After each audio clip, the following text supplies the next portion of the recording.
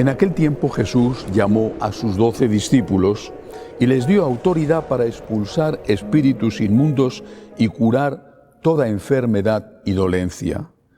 Estos son los nombres de los 12 apóstoles.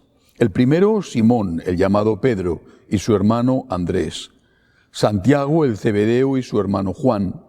Felipe y Bartolomé. Tomás y Mateo, el publicano. Santiago, el de Alfeo, y Tadeo. Simón, el fanático, y Judas Iscariote, el que le entregó. A estos 12 los envió Jesús con estas instrucciones: no vayáis a tierras de paganos, ni entréis en las ciudades de Samaria, sino id a las ovejas descarriadas de Israel. Id y proclamad que el reino de Dios está cerca. Palabra del Señor. Tantas enseñanzas en este Evangelio. La primera es que el Señor elige de entre el número de discípulos a 12. ¿Por qué a esos 12? Seguramente que el Señor, que además se pasó la noche en vela rezando antes de hacer la elección, el Señor consideró que era de lo mejor que tenía en ese momento. Pero desde luego no se trataban de personas perfectas, ni mucho menos. Tenían todos ellos una historia y también unos pecados, un carácter. Uno había sido publicano, recaudador de impuestos, y había robado al recaudar los impuestos. El otro, lo dice el propio Evangelio, había sido un fanático. Bueno, esto es una traducción. Realmente sería un celota, aplicándolo a nuestra circunstancia, diríamos que era un terrorista. Un terrorista de los que participaban en los atentados contra los romanos porque buscaban la independencia de Israel. Había muchos grupos así que atacaban a las patrullas romanas, sobre todo cuando iban los romanos en grupos muy pequeños. Es decir, era gente con pecados, era gente con una historia. El Señor les llama, no les llama porque fueran perfectos, sino que les llama para que fueran perfectos. No les llama porque se merecieran ser llamados, sino que les llama porque confía en ellos y confía en que su gracia no se va a frustrar en ellos. Pero había la libertad nunca se la quitó, y por eso uno de ellos, Judas, fue el traidor. Era una persona muy próxima a Jesús, muy querida por Jesús, de la máxima confianza de Jesús, hasta el punto de que le encomendó el dinero. Era el administrador de los bienes de aquel pequeño grupo. No pones el dinero en manos de alguien en quien no confías.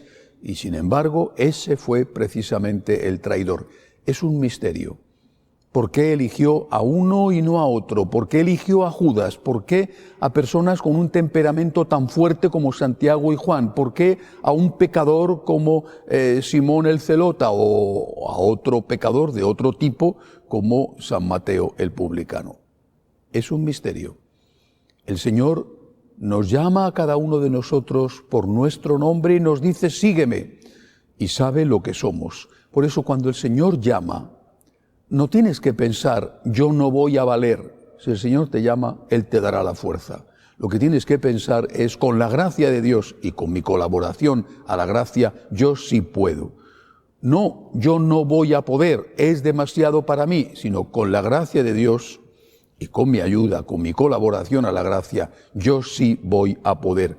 Si el Señor hubiera querido ser servido por perfectos, habría buscado exclusivamente a su mamá, la Santísima Virgen, y a los ángeles.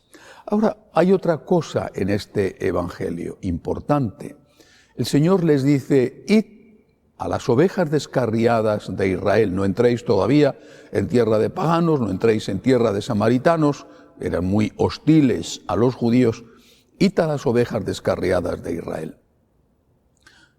Era una cuestión circunstancial. Después, más tarde, la Iglesia se abrió a los paganos, no solo con San Pablo, ya antes lo había hecho San Pedro. Empezó a evangelizar a todos. En aquel momento convenía hacer eso y el Señor así se lo dice. Después, más adelante, el propio Cristo les dirá: id por todo el mundo. el apóstol Santiago Cebedeo, fue el primero que recogió ese testigo, antes incluso que San Pedro, que San Pablo, y por eso llegó hasta España evangelizando. ¿Qué podemos decir y aplicando esto al día de hoy? Hoy hay muchas ovejas en la casa de Israel que están como ovejas sin pastor. Hay muchas ovejas que están desconcertadas. Hay que consolarlas. El Señor le dijo en una ocasión a un profeta: consolad a mi pueblo. Hoy hay muchas ovejas fieles dentro de la iglesia que están desconcertadas, que están sufriendo, que no entienden, que se hacen muchas preguntas, la mayor parte de ellas sin respuesta. Creo que hay que consolar a esta porción del pueblo fiel que busca amar al Señor, seguir al Señor en su iglesia, en la iglesia de toda la vida, la iglesia que han conocido, la iglesia donde nacieron, o a veces a la iglesia a la que se convirtieron, y que sin embargo hoy encuentran confusión, mensajes contradictorios entre ellos o con la historia, con la palabra o con la tradición. Hay que consolar a este pueblo que está herido, que está sufriendo, que está desconcertado. Y hay que consolarle diciendo ante todo algo que es fundamental. La iglesia la lleva Dios. La iglesia es de Cristo. No sabemos lo que pasará, pero sí sabemos que la iglesia la lleva Dios y que la iglesia es de Cristo. La iglesia no es mía, no es de este o de aquel, sea quien sea. La iglesia es de Dios, la iglesia es de Cristo. Y nosotros confiamos en que por difíciles que sean las cosas, por duro que sea este Viernes Santo que estamos atravesando, son palabras del cardenal Sará, por difícil que sea esta noche oscura, el Señor sabe el por qué lo permite.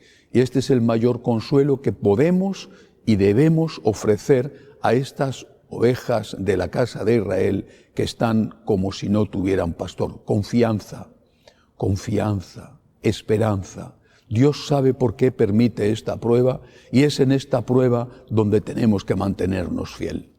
Que así sea.